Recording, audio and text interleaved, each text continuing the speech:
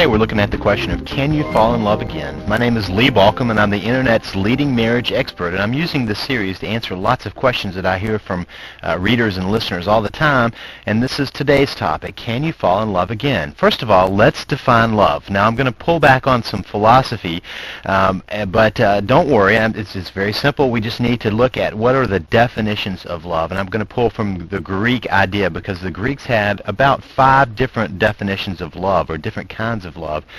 Today I'm going to pull out just 3 of those. The first one is philia love, which is love between friends, family, etc. It's about loyalty. It's that strong sense of connection we have with somebody that's in our family or someone that's a beloved person, of how we want to be loyal to them and take care of them. That's philia love. It's also been known as brotherly love and sibling kind of love, but it goes beyond that. It's more about loyalty and family loyalty.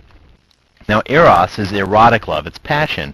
It's that connection where we feel like we are in love with someone, or has some level of passion for that person. And then there's agape love, which is unconditional love. It's acceptance of that person no matter who they are and what they do. Now, marriage contains elements of these 3 pieces of love, these 3 types of love, and that's why I've pulled them out, more so than the other 2 types of love.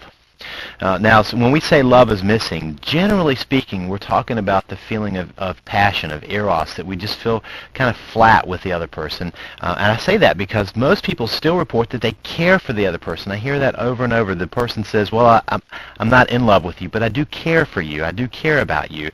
That's philia love.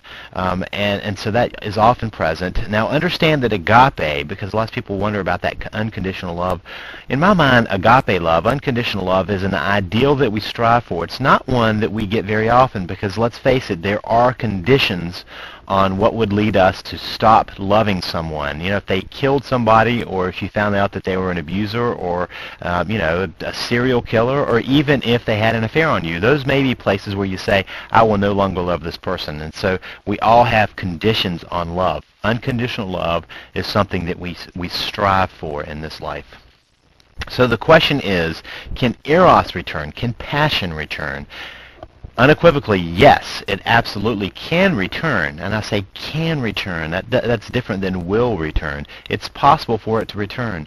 Passion is a side effect of caring and doing loving actions.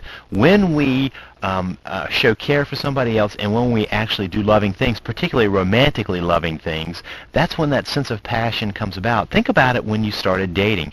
Usually we start not with those feelings of passion, but they grow because you hold a hand, and while that feels kind of nice, and the other person reciprocates, and then you hug, and while that feels kind of nice, the other person reciprocates, we kiss, exchange presents, and more, the more we do these loving things, the more we feel passion and love for the other person, especially when they're reciprocated.